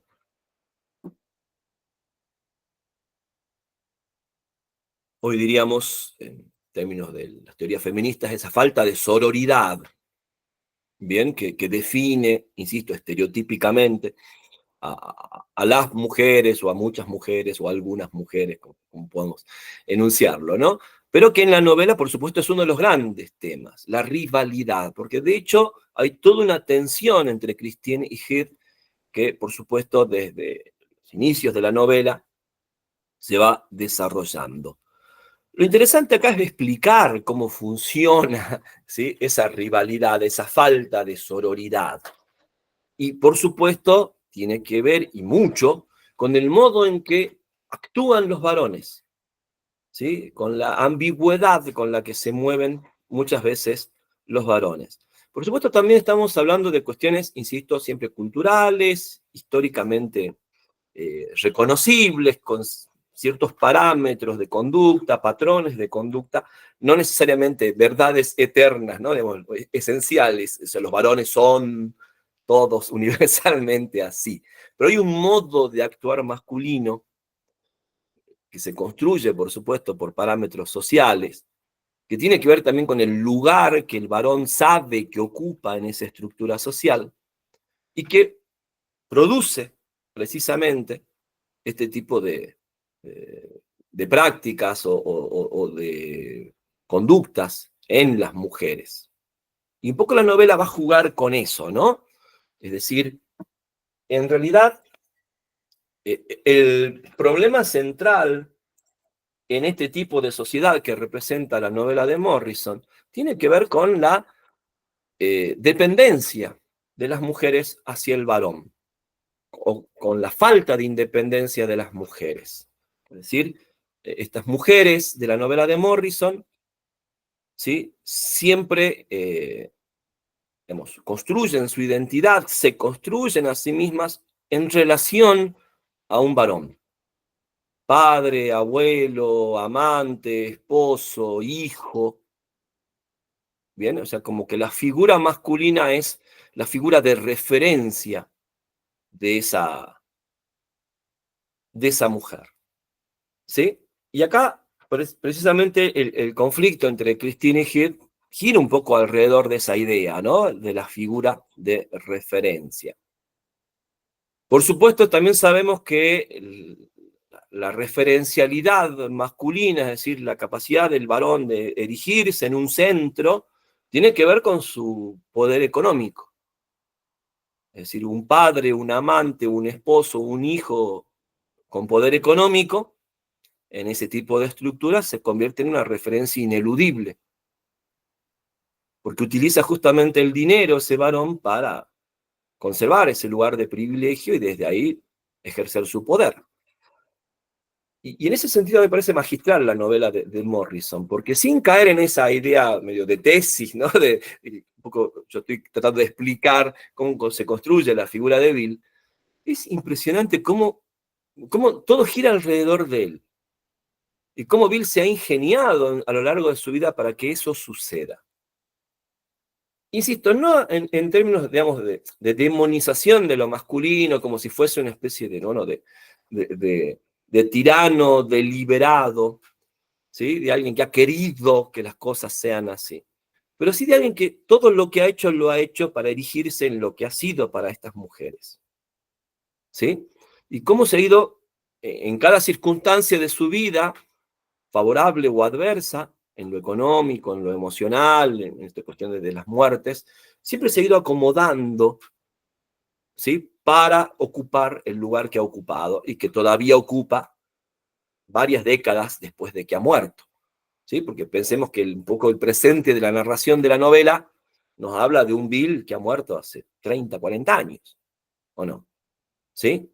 Y sin embargo, por supuesto, su figura, su poder, su centralidad lo ha sobrevivido largamente. ¿Bien?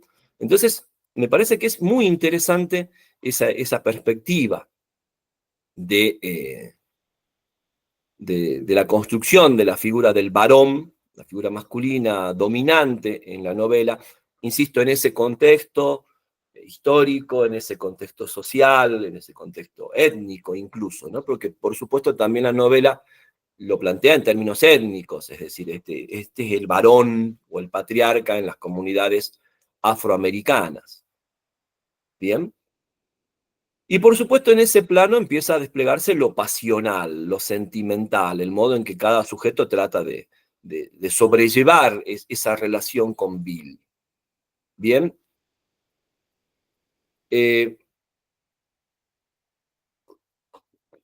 También un poco por último, ya después me gustaría escuchar cómo va la lectura de Morrison. Hay esta idea de la capacidad que tiene este sujeto masculino, este varón central, este patriarca, de convertir, digamos, a su favor, digamos, esas pasiones, de hacer que esas pasiones de alguna manera lo exoneren, ¿sí? O lo rediman de quién es. Insisto, para explicar esto tendría que desarrollar más los enigmas de la novela y no quiero entrar todavía en eso, lo vamos a trabajar en el próximo encuentro con más detalle. Pero bueno, hay un poder enorme de manipulación, básicamente, ¿sí? De este tipo de varones, ¿sí? Es decir, en este tipo de sociedades donde se dan este tipo de relaciones, la capacidad que tiene el varón de manipular es enorme. Y por supuesto, tiene que ver con el modo en que ese varón quiere quedar ante las mujeres, ¿sí? Porque de alguna manera también la ambición masculina en este tipo de sociedades es sobrevivirse a través de la manipulación. Es decir, es como seguir ejerciendo un poder más allá de la muerte, ¿no? En ese sentido también, por supuesto, lo podemos pensar en términos de la figura del fantasma, ¿sí? El fantasma como aquel sujeto que no quiere morir, que se resiste a morir, ¿sí? Que quiere tener una presencia más allá de su propia muerte. Y acá, bueno, me parece de lo más interesante la novela de Morrison en relación a esa construcción de lo fantasmal, ¿no? No tanto en términos, bueno, digamos, de género gótico, ¿no? De un fantasma como un ser sobrenatural que asusta o que amenaza, sino más bien de alguien que, por supuesto, ha conseguido a través de la manipulación sobrevivirse y estar presente en la vida de generaciones de mujeres, ¿sí? De seguir siendo el centro de la vida de esas mujeres. Porque creo yo que en realidad uno de los grandes problemas de esta novela es que estas mujeres no conciben la vida sin ese centro, sin esa figura masculina que de alguna manera las coloque a ellas en el lugar que quieren o creen que deben tener. ¿Se entiende?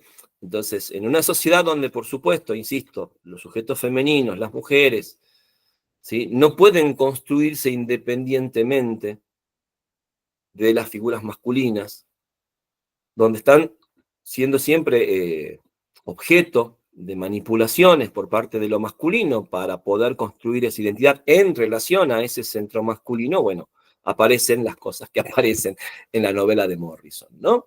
Me parece que es en ese sentido muy, pero muy interesante. Y por supuesto, una de las formas de manipulación de lo masculino es lo amoroso.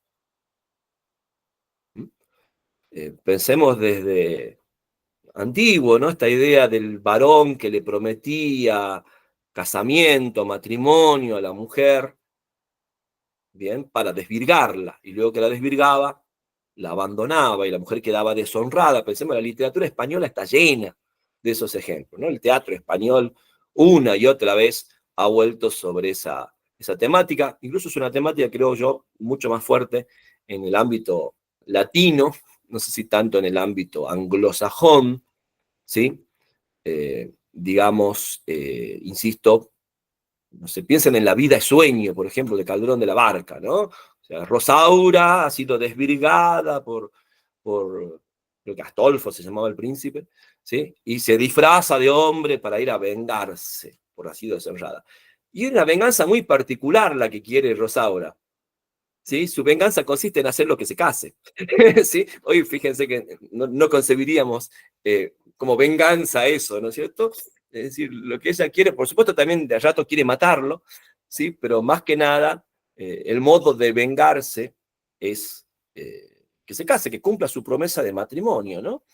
Entonces, fíjense nuevamente este tipo de culturas, ¿no? De sociedades, bueno, en sitio donde el centro el centro de la experiencia femenina es su vínculo con el varón, es su relación con el varón. Incluso, bueno, un poco, hoy podríamos leer La vida de sueño en términos psicoanalíticos, ¿no? Porque Rosaura, al ir a buscar a su digamos, engañador, a su don Juan, se encuentra con su padre, que es el que vigila a Segismundo en la torre. Y a la vez también ese padre la había abandonado, ¿no? Es una cosa, bueno, pero para que ustedes vean cómo funciona en nuestra cultura esa centralidad de lo masculino para la definición de lo femenino. Bien, y por supuesto, insisto, como tiene tal poder o tal fuerza en nuestra cultura, en nuestra sociedad, que incluso ese varón que ha muerto hace mucho tiempo sigue siendo el centro de la vida de todas estas mujeres, ¿sí? Incluyendo también a Ele, ¿sí? Más bien en términos de cocinera, de subalterna, ¿no? De empleada, pero que también, ¿sí? Se define en relación a su vida ha sido estar, digamos, como una especie de satélite, ¿no? Pero aunque también, y esto es lo más lindo creo que tiene la novela, esa posición subalterna o satelital le ha permitido observar de todo a él y tenemos la suerte de que nos lo cuente muy a su manera, ¿no? Bueno, no sé cómo ha sido hasta ahora la experiencia, si han podido terminar de leer la novela de Morrison, si alguien quiere ir contando más o menos cómo ha sido. A ver, Laura, ¿sí? A ver, sí, leí la novela, voy a decir lo que me pareció y, bueno, espero no spoilear. Bueno, no, a mí me gustó muchísimo, me encantó, me pareció muy interesante la estrategia narrativa, donde aparecen muchas voces, ¿no? Muchos puntos de vista, sobre todo sobre la misma familia Cosi. Eso hizo que, como vos dijiste, por ahí me pierda y me confunda cuando iba avanzando un poco más en la novela. También me llamó la atención al comienzo el cambio de letra en cursiva. Bueno, cosa que después uno se va dando cuenta cuál es el personaje que va hablando, ¿cierto? Me centré un poco en el personaje de L, que me pareció que es como el que en algún momento tiene una mirada sobre lo que ocurre en la familia, es un poco la que sabe todo, ¿no? Es el narrador omnisciente, digamos, el que conoce todo lo que pasa ahí. Y también la vi como un poco más objetiva en relación a los acontecimientos que va relatando. Sobre todo porque de algún modo ella es la que va a ir poniendo ciertas pautas, ¿no? A lo largo de lo que sucede en esa historia, en la familia. No quiero decir cierto orden, pero bueno, de algún modo ella se impone con algunas cuestiones, ¿no? Me parece que es como que ella representa todo lo contrario de lo que son las otras tres mujeres centrales, como Head, Christine y May. También otra cosa, bueno, vos dijiste, ¿dónde está el amor? Y a mí cuando terminé de leer la novela, yo digo, ¿y dónde está el amor? Porque lo que resalta todo el tiempo más bien es odio, ¿no? Es como un odio entre las mujeres, un odio de los hombres hacia las mujeres, actitudes violentas, sobre todo hacia las mujeres, como vos decías, ¿no? De lo masculino hacia lo femenino. Y el aborrecimiento puse hacia las mujeres por parte de los hombres, maltrato, violencia. Y bueno, también lo pensé como que ese amor como una paradoja, ¿no? Que podría ser planteado como una paradoja, amor-odio, ¿no? Ese amor-odio. Los hombres, por ejemplo, sí son detestables, ¿no? Para mi entender, sobre todo como lo va pintando, ¿no? Como vos decías, ¿no? La centralidad está en los hombres, y Y bueno, detestables porque, por ejemplo, el Cosi abuelo prefiere la delación para sobrevivir, por ejemplo, y el hijo, vos dijiste que tiene cierta ambigüedad, yo lo había puesto que es como una contradicción, ¿no? La figura del hombre bueno, ¿no? Porque aparece el retrato del hombre bueno, ¿no? A lo largo de la novela, que por un lado ayuda a la comunidad, es magnánimo, digamos, pero por el otro lado también es un hombre desdichado por las pérdidas que tuvo en su vida, y lo más terrible que es un pedófilo, ¿no? Lo contrario de esa magnanimidad sería esas relaciones con las niñas, ¿no? Es lo que más o menos tenía. Yo puse a que Head y Christine son las víctimas de esta historia.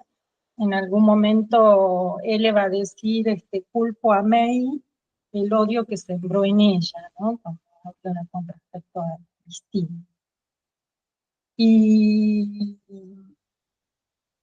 bueno, y también rescatar un poco la infelicidad en ese ámbito, ¿no?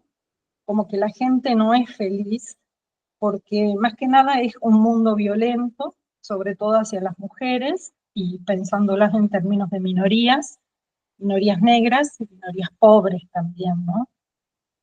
Y el otro, algo que pensé, que vos lo nombraste, pensé en el amor sororo, porque no es que el amor no está, como vos decís, aparece todo el tiempo, pero pensé en el amor sororo entre los dos personajes principales, sobre todo hacia el final, donde hay, ¿no es cierto?, como una especie de reconciliación y el recuerdo de ese amor sororo durante la infancia y cómo se recupera de algún modo ahí al final, ¿no?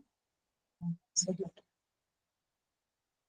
puedo decir. Después hay muchísimas cosas más, muchos Sí, sí, temas que pero van creo que está apareciendo. bárbaro lo que planteaste, Laura. Muchísimas gracias, porque Bien, bueno, hay como un juego, así ¿no? Con las figuras que bueno. de Christine y de Heath, ¿no? Que Ujú. vos planteás muy bien, hay como un recorrido de esa relación que tiene que ver con esa amistad Sí. infantil primero, una amistad, digamos, muy, además, muy arraigada, no es solamente son Mm. amigas, hay un vínculo muy fuerte que se rompe y que luego, bueno, de modo muy tortuoso, va a ir como reconstituyéndose, ¿sí? Me gusta también lo que vos decías acerca de la figura de L, de la cocinera, porque en ese caso yo a veces pensaba que curiosamente es una narradora personal, es un sujeto narrando, pero sin embargo parece más omnisciente que el narrador que narra en tercera persona, ¿no? Es decir, es como que es la que más sabe de lo que ha pasado, ¿sí? Y como vos decías, va, no sé si la palabra es ordenar, también me gusta esa especie de aclaración, no sé si propiamente ordena, pero por lo menos va dando un poco más de luz sobre lo que se está contando cuando se narra en tercera persona. Entonces es como una especie también de juego formal, ¿no? El narrador en tercera persona lo podríamos calificar de omnisciente, pero curiosamente es el narrador en primera persona el que realmente pareciera saberlo todo. Además, desde ese lugar que ha ocupado a lo largo de la vida de estos personajes, ¿no? Esta cocinera que es una tumba, ¿sí? Porque ahora como que se está explayando en la novela respecto de todo lo que ha visto en la familia Cossi. Pero básicamente, en realidad, ella ha podido acceder a toda esa información siendo discreta. Bueno, ¿sí? Es decir, ¿por qué puede saberlo todo, los ha escuchado o le han contado cosas? Básicamente porque consideraban que ella era, ¿sí?, una tumba, ¿no?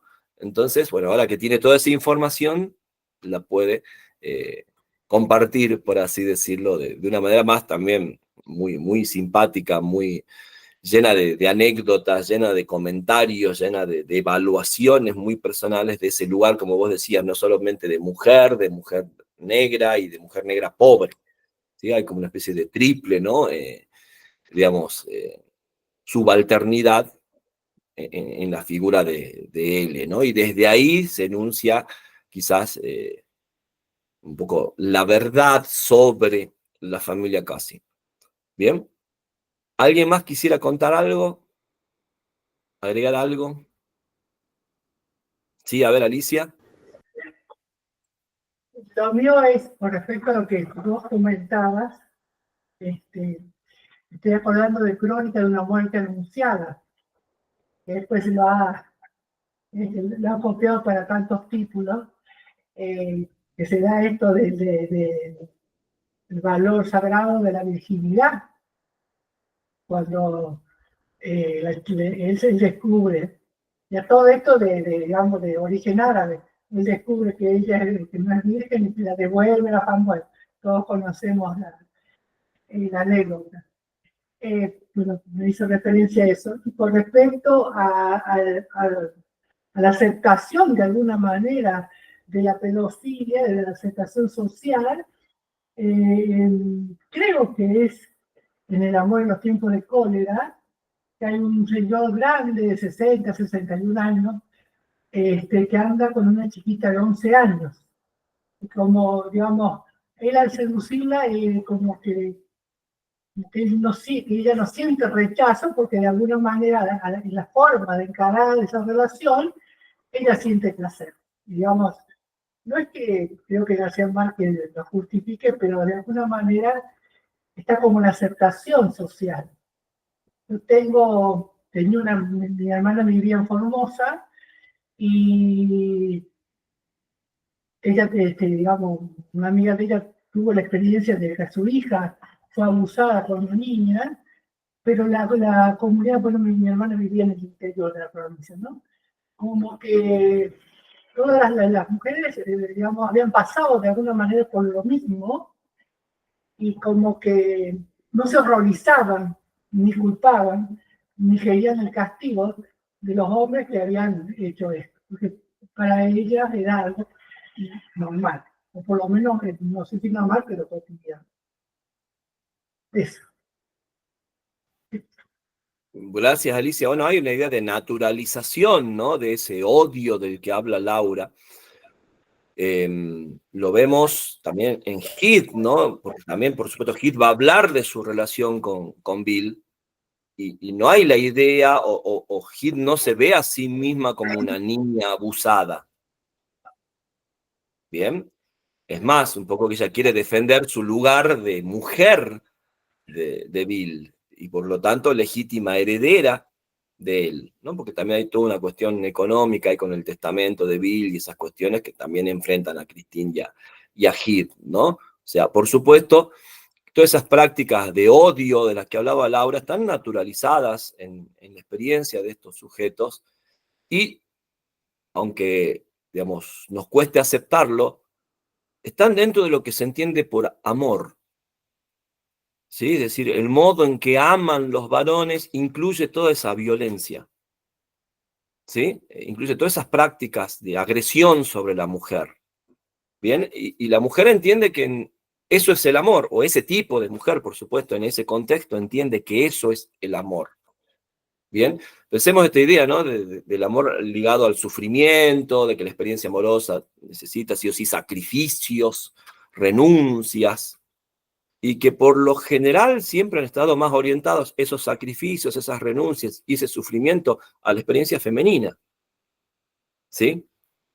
Por ahí el varón lo que sufre es el desdén de la mujer, ¿no? La no correspondencia. Pero una vez que está armada la relación, una vez que pasamos del cortejo al vínculo, ¿sí? Ahí sí comienza el sufrimiento para la mujer, comienza el sacrificio, comienzan las renuncias. ¿Se entiende lo que estoy diciendo? Un poco, eso está naturalizado en el discurso amoroso. Insisto, siglo XXI todavía lo podemos rastrear, lo podemos percibir en canciones, en historias que circulan, ¿bien? Y por supuesto hay toda una estructura social que hace que eso se naturalice y que no se lo perciba, como decía Laura, como odio o como violencia. Ojo, no significa que no se lo vivencie, ¿no? Volvemos a la idea de amor perdurable. Una cosa es todo lo que uno pueda pensar o incluso analizar, conceptualizar, y otra cosa es lo que va experimentando el sujeto, ¿no? Esa especie de escisión, de dualidad muy propia también de la experiencia del hombre moderno, ¿no? por un lado hay toda una serie de saberes que tenemos o de información a la que podemos acceder con mucha mayor facilidad que en otras épocas, pero sin embargo eso no nos exime de determinadas experiencias de ser, en el caso de las mujeres, víctimas de determinadas prácticas, o incluso de reproducir del lado de los varones o de las mujeres esas prácticas, ¿no? Esa es un poco la gran paradoja del mundo moderno, ¿no? Tenemos a disposición nuestra una serie de informaciones, de datos, de teorías, de capacidad de poder revisar un montón de cuestiones, pero sin embargo en el plano de las prácticas se siguen reproduciendo prácticas antiquísimas y donde, por supuesto, generalmente la víctima es la mujer. Teresa, habías levantado la mano. Ahí está. Sí, bueno, yo quería agregar, me pareció muy bueno todo lo que dijo Laura con respecto a la narración, y bueno, a mí también me pasó eso de perderme un poco, ¿no? Y bueno, tener que volver, pero bueno, está dentro del juego que nos plantea el autor y que nos hace trabajar a los lectores. Me parece que este personaje, el señor fantasma, su poder de manipulación fue tal que estas mujeres viven prisioneras. Ustedes pónganse a pensar que ella está muerto, ¿y por qué tienen esa vida siniestra, odiándose permanentemente cuando cualquiera de las dos podría haberse ido? Y al final, sobre todo, cuando dicen que Heath tenía 41 años, era joven, y pensemos que ya estamos avanzado el siglo XX, o sea que perfectamente podrían haber buscado otros caminos.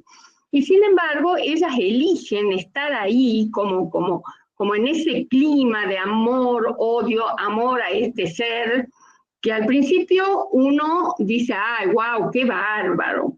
Cuando él sale, no sé si se acuerdan esa escena que están todos los empleados ahí sublevados y le tiran inmundicia, y él sale con total gallardía y se para frente a ellos y los saluda, ¿no es cierto? Uno dice, wow, qué bárbaro este hombre, y sin embargo su figura, a medida que avanza la novela, vamos encontrando todos sus costados más bien siniestros que tenía, ¿no?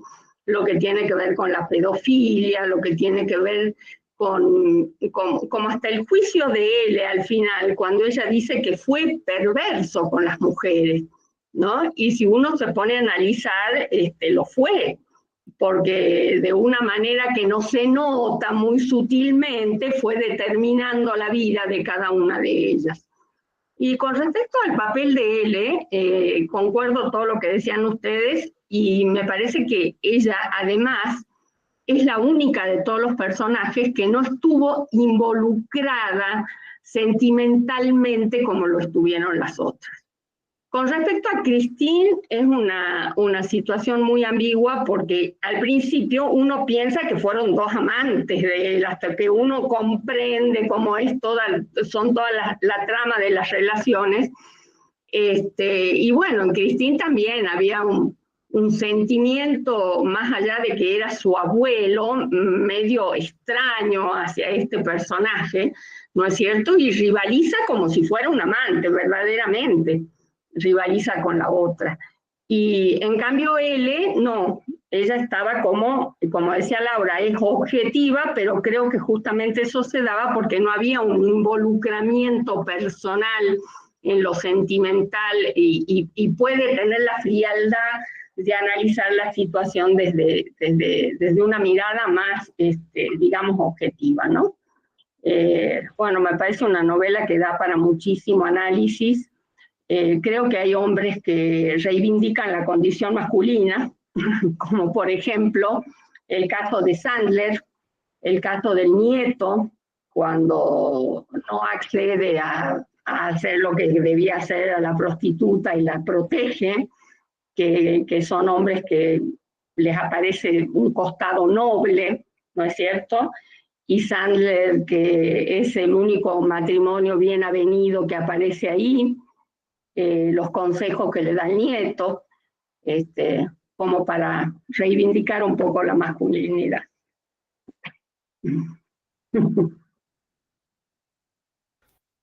Muchas gracias, Teresa. La verdad que sí, es muy importante lo que vos señalás, esta especie de contrapunto, ¿no?, entre Sandler y y la figura de Cosi.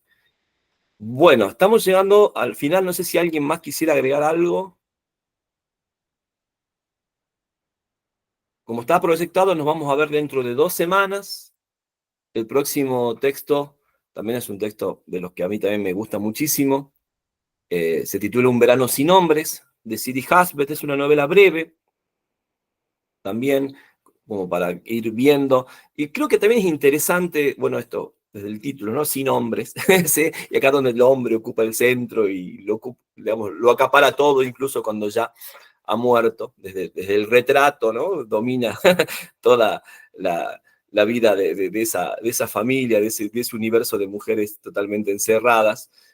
Bueno, acá vamos a encontrarnos, por supuesto, Hasbet es una escritora contemporánea, es una escritora de enorme también trascendencia en la literatura norteamericana de las últimas décadas, y que también, por supuesto, ha problematizado y mucho en sus textos, bueno, las relaciones entre los géneros a partir, bueno, de las transformaciones que se han ido dando en las últimas décadas. Insisto, ¿no? Esa especie de paradoja de cómo, a pesar de tantas transformaciones, hay como una pervivencia, una persistencia, ¿no? De prácticas que se remontan a la Edad Media, ¿no? Y que se dan sobre todo en el plano de lo amoroso, vuelvo a insistir, ¿no? Es como que ahí donde más difícil ha sido para nuestra cultura y nuestra sociedad desarraigar determinadas prácticas o concepciones, ¿no? En otros planos creo que podemos hacer o visualizar varias transformaciones, bueno, desde mi punto de vista, que muchos consideran positivas, sobre todo para la vida de las mujeres. Pero sin embargo, cuando uno va a este plano de lo amoroso, lo sentimental, lo que observa, insisto, es esa especie de paradoja, ¿no? Vos lo decías muy bien, Teresa, la vida de Gir hacia finales de la novela es de una mujer década del 70, 80, ¿sí? De 40 años, o sea, ya hay todo un mundo distinto, ¿no? Y sin embargo, atrapada en esa red, ¿no? De centralidad masculina, de la experiencia, de ese grupo social, en ese entorno, etcétera, etcétera. ¿No? Vuelvo a insistir con esta idea de esa paradoja, ¿no? De cómo a pesar del feminismo y de muchas cuestiones que se han transformado en las últimas décadas, sigue siendo ese campo, el de lo amoroso y el sentimental, donde más resistencia hay a que haya profundas transformaciones de prácticas y concepciones, ¿no? Y bueno, creo yo en ese sentido que es muy importante la experiencia de la lectura de este tipo de novelas para poder hacer este tipo de análisis que venimos realizando. Bueno, nos vamos a encontrar dentro de 2 semanas, entonces, que disfruten de la lectura de Toni Morrison, que disfruten de la lectura de Sidi Hasbet, y bueno, ya cada vez está más cerca el cierre del año, se precipita el año de repente, y también se nos acumulan las lecturas. Pero bueno, vamos a ver cómo llegamos al final. Les agradezco muchísimo, como siempre, que anden muy bien, cuídense mucho. Gracias, Bueno, Ariel. Chao. gracias, Ariel. Bueno, nos estamos Adiós. viendo. Vamos. ¿Ah?